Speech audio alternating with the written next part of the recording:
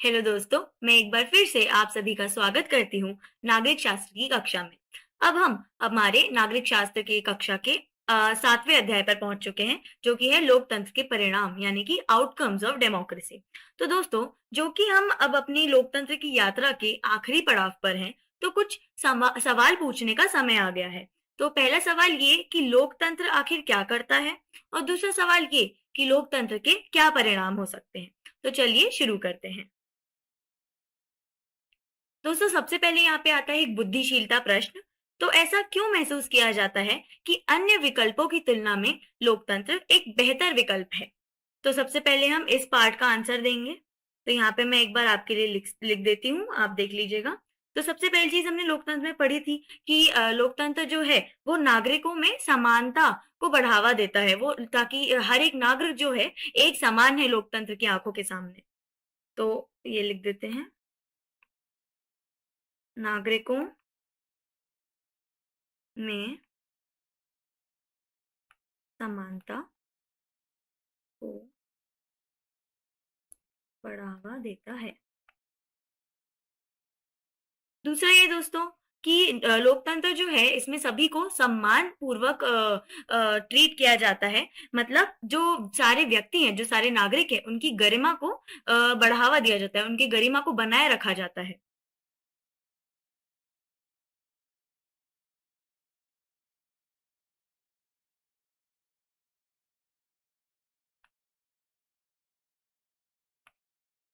तीसरा यहाँ पे ये है दोस्तों कि जो डिसीजन मेकिंग होती है, यानी कि जो फैसले लिए जाते हैं, जो निर्णय लिए जाते हैं लोकतंत्र में, उसमें बेहतरी आती है, यानी इम्प्रूवमेंट आती है, क्योंकि काफी वाद विवाद के बाद ये निर्णय लिए जाते हैं।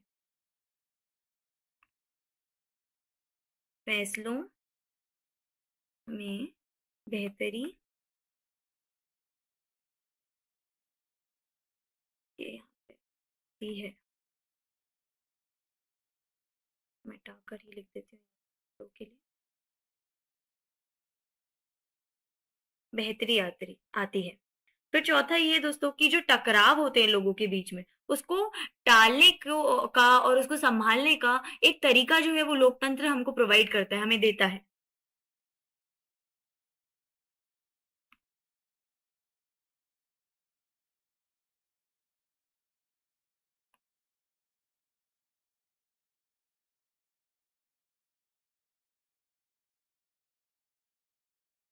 तो ये हमने यहाँ पे 4 पॉइंट्स आपको दे दिए हैं। फिर इसके बाद पूछा गया है क्या आप इन कारणों से सहमत हैं? दोस्तों, हमने हमारे पूरी नागरिक शास्त्र में ये पढ़ा है कि ये सारे कारण जो हैं, ये लोकतंत्र को एक लोकतंत्र बनाते हैं एक्चुअल में। तो क्या हम इनसे सहमत हैं? हाँ, हम इनसे बिल्कुल सहमत हैं। फिर बहुत से लोग इधर लिख देते हैं। हाँ, फिर पूछा गया है बहुत से लोग अभी भी लोकतंत्र से असंतुष्ट हैं, क्यों? तो इसका आंसर ये दोस्तों कि लोकतंत्र में हम सभी को खुश नहीं कर सकते। बहुत अलग-अलग लोग हैं अगर, तो उनकी लोकतंत्र से अलग-अलग एक्सपेक्टेशंस हो सकती हैं, अलग-अलग डिमांड्स हो सकती हैं। तो हर एक की डिमांड्स को हम पूरा नहीं कर सकते। लेकिन फिर भी हम कोशिश करते हैं कि हम बहुसंख्यक यानी मेजॉरिटी की डिमांड्स को पूरा कर सकें।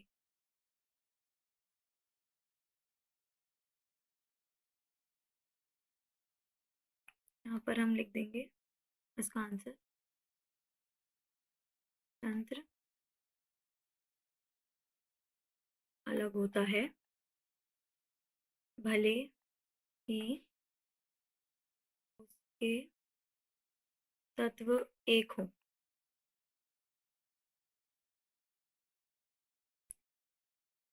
हर व्यक्ति की लोकतंत्र से अलग-अलग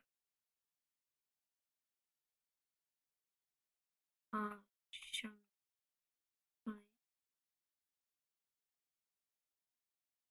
हो सकती हैं। तो इन सभी आशंकाओं को पूरा करना तो संभव नहीं है दोस्तों, लेकिन हम कोशिश करते हैं कि हम ज़्यादातर लोगों की आशंकाओं को संभव कर सकें। तो चलिए आगे बढ़ते हैं। फिर आता है लोकतंत्र के परिणामों का मूल्यांकन कैसे करें? तो लोकतंत्र जो है उसके कुछ आउटकम्स, जैसे कि इस अध्याय का जो नाम है वही उसमें ही बोला गया था कि परिणाम, हम उनके बारे में पढ़ेंगे, लोकतंत्र के परिणामों के बारे में। तो यहाँ पे सबसे पहले हम कार्टून को एक्सप्लेन करने की कोशिश करते हैं। कार्टून में यहाँ पे लिखा गया है नीचे कि लोकतंत्र में विविध मांगों के बारे में आर के लक्ष्मण का एक कार्टून। तो ये जो व्यक्ति बैठे हैं, ये आर के लक्ष्मण जी एक काफी मशहूर कार्टूनिस्ट है उस जमाने के, वो बैठे हुए हैं यहाँ पे। और यहाँ पे इन्होंने देखा है कि ये देखिए यहाँ पे अलग अलग कठिनाइयां दिख रही है हमको, जिन कठिनाइयों से लोकतंत्र को गुजरना पड़ता है, कि सेपरेट स्टेट, मतलब एक अलग राज्य बनाने की मांग, और फिर स्टूडेंट डिमांड यानी विद्यार्थियों की जो मांगे होती हैं वो, और अलगावादी आंदोलन वगैरह। तो ये सब जो है, ये कठिनाइयां लोकतंत्र में आती रहती हैं, और इनसे कैसे सामना किया जाए ये हम देखते हैं। जबकि लोकतंत्र अपने वंचित परिणामों को प्राप्त करने के लिए स्थितियां बना सकता है, ये नागरिकों पर निर्भर है कि वे इन शर्तों का लाभ उठाएं। तो लोकतंत्र जो है वो अपने वंचित परिणामों को प्राप्त करने के लिए स्थिति बना सकता है, लेकिन ये नागरिकों पर एक तरह से निर्भर है कि वो इन शर्तों का लाभ उठा सकें। फिर हम पढ़ेंगे लोकतंत्र के आउटकम्स, यानी कि उसके जो भी हमारे परिणाम है उनके बारे में। तो सबसे पहला है उत्तरदायी, यानी कि अकाउंटेबल होना चाहिए लोकतंत्र को। फिर जिम्मेवार, यानी कि रिस्पॉन्सिव होना चाहिए। और वैध शासन, यानी कि लेजिटिमेट होना चाहिए सरकार को।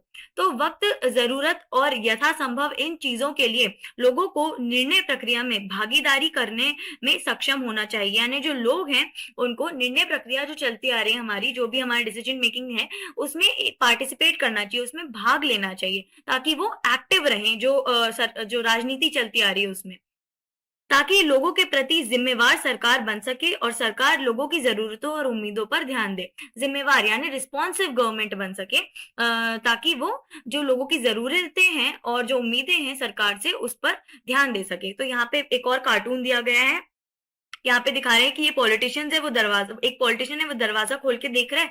तो वहां पे मीडिया जो है वो इन्फॉर्मेशन लेने की कोशिश कर रहा है, यहाँ पे जानकारी लेने की कोशिश कर रहा है।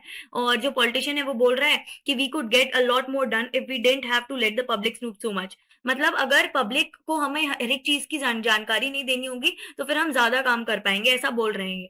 जबकि ऐसा नहीं है।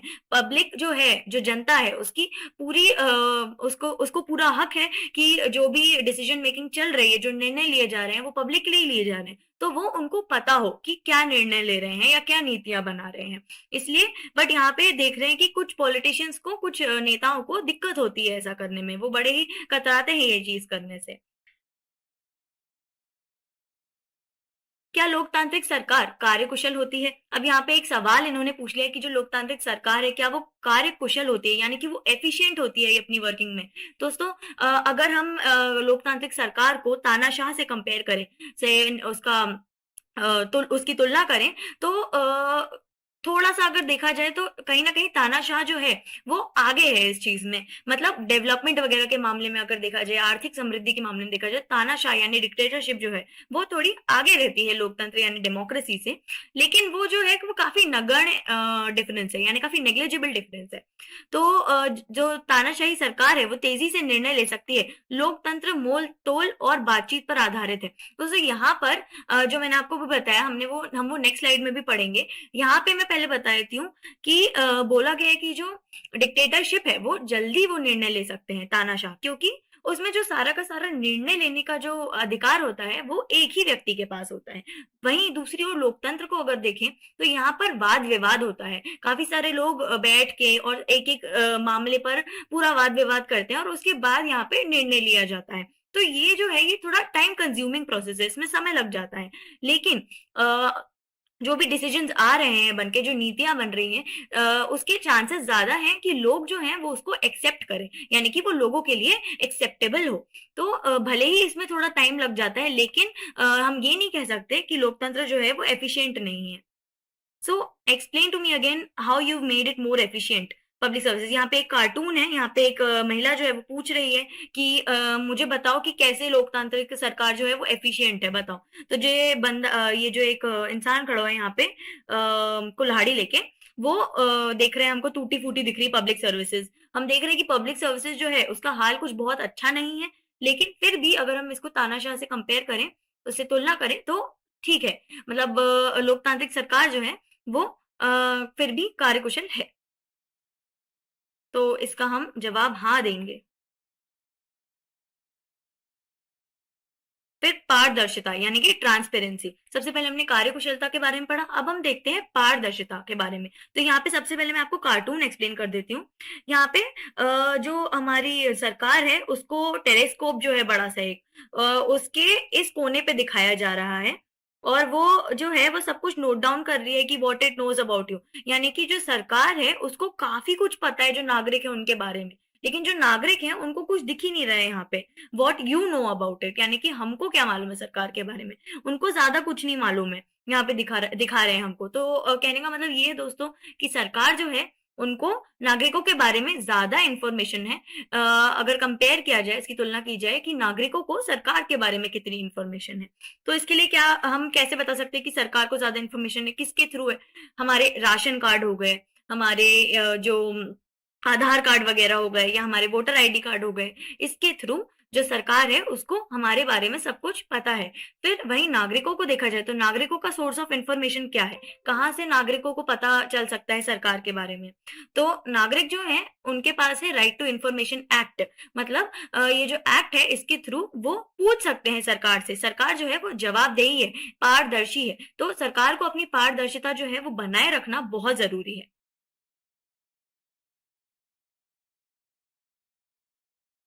अब यहाँ पे हम तीसरे आउटकम यानी तीसरे परिणाम पे आ जाते हैं, वो है वैध शासन यानी लेजिटिमेट गवर्नमेंट। तो सरकार जो है वो हम लोगों के लिए ही होती है।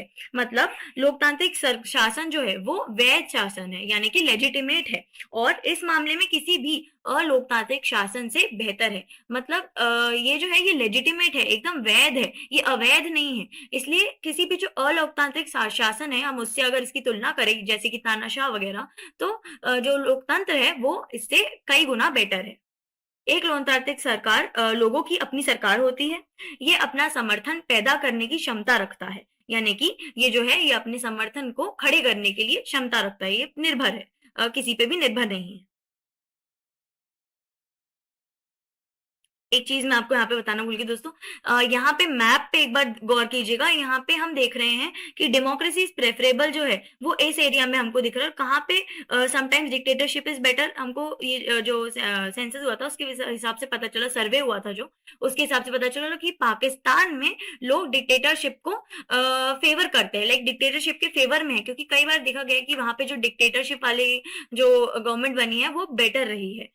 बाकी अगर बाकी के साउथ एशिया में देखा जाए तो डेमोक्रेसी यानी लोकतंत्र को लोग फेवर करते हैं। चलिए अब हम नेक्स्ट टॉपिक की ओर बढ़ते हैं अपने।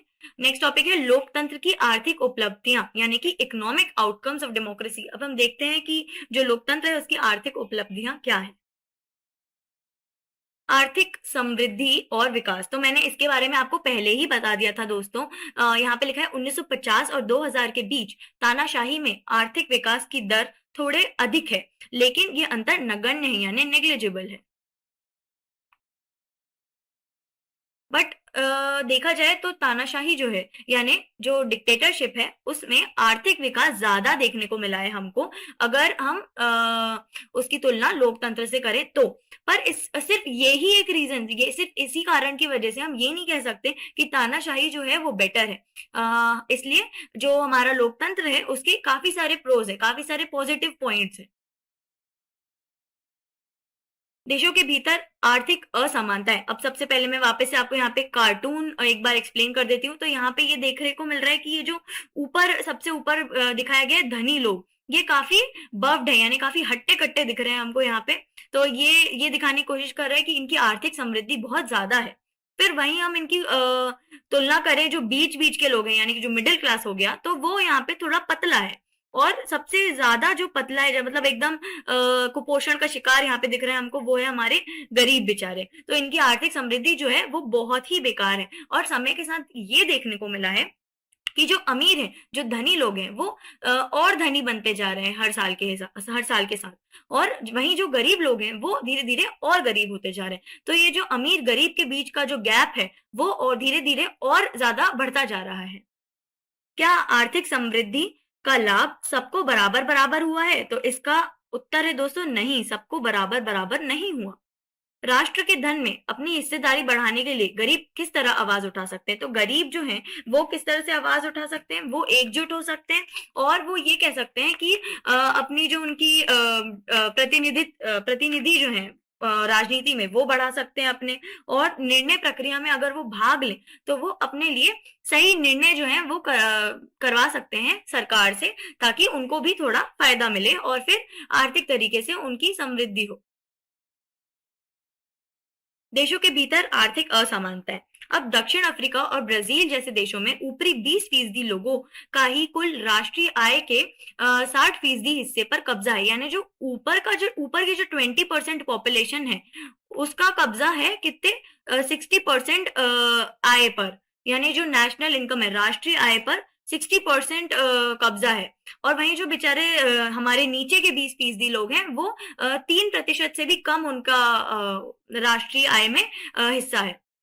गरीब वर्ग के आगे सदा अवसरों की असमानता बरकरार रहती है। तो हम आपको ये जो है ये इस कार्टून के थ्रू एक्सप्लेन करते हैं। तो यहाँ पे लिखा हुआ है housing, health care, schooling, hunger. तो ये जो बच्चा है ये ऊपर चढ़ने की कोशिश कर रहा था, आगे बढ़ने की कोशिश कर रहा था, लेकिन वो एकदम नीचे गिर गया। तो यहाँ पे लिखा हुआ है माय गुडनेस लिटिल फेला how far did you fall down. तो ये जो औरत है ये पूछ रही है कि कितना नीचे गिर गए हो तुम।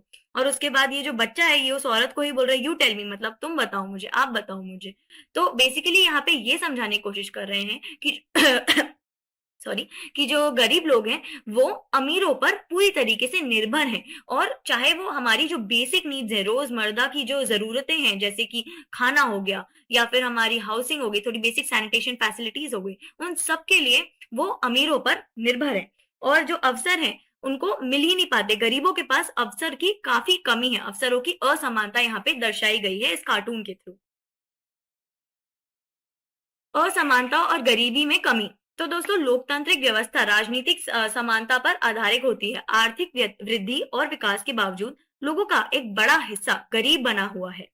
फिर भी लोकतांत्रिक ढंग से निर्वाचित सरकारें गरीबी के सवाल पर उतना ध्यान देने को तत्पर नहीं जान पड़ती जितने कि आप उनसे उम्मीद करते हैं। तो यहाँ पे ये दिखा रहे हैं, मैं इसको अगेन आपको कार्टून के थ्रू एक्सप्लेन करने की कोशिश करती हूँ। यहाँ पे ये जो कार्टून है ये काफी हेल्पफुल है और इन पर ध्यान दीजिएगा, क्योंकि जो परीक्षा होती है उसमें ये आते हैं, सवाल पूछे जाते हैं। तो यहाँ पे हमको दिख रहा होगा कि काफी एक छोटा सा पिज्जा का स्लाइस जो है वो ये गरीब, यहाँ पे गरीब दर्शा रहे हैं, गरीब देश दर्शा रहे हैं। गरीब देश जो है 50%, मतलब 50% इनकी जो गरीब देश हैं उनको बस इतना सा एक टुकड़ा मिल रहा है। और ये किस चीज का टुकड़ा मिल रहा है इनको? इतना सा वर्ल्ड वेल्थ का, यानी कि जो आर्थिक समृद्धि है दुनिया में, दुनिया की जो वेल्थ है उसका इतना सा इनको टुकड़ा मिल रहा है। और वहीं दूसरी ओर जो सिर्फ 2% अमीर देश हैं, सिर्फ 2%, यानी इतना छोटा सा इधर दिखाया है, अमीर देश हैं, उनको इतना बड़ा टुकड़ा पूरे जो पिज्जा है उसका यहाँ पर मिल रहा है। तो ये दिखाता है कि किस तरह से जो गरीब देश हैं, जो कि जिनकी जनसंख्या ज्यादा है, उनको जो वर्ल्ड वेल्थ में उनका जो शेयर है वो काफी कम है। और वहीं जो अमीर देश हैं भले ही उनकी जनसंख्या कम हो, पर जो दुनिया की वेल्थ है उसमें उनका जो हिस्सा है वो काफी बड़ा है।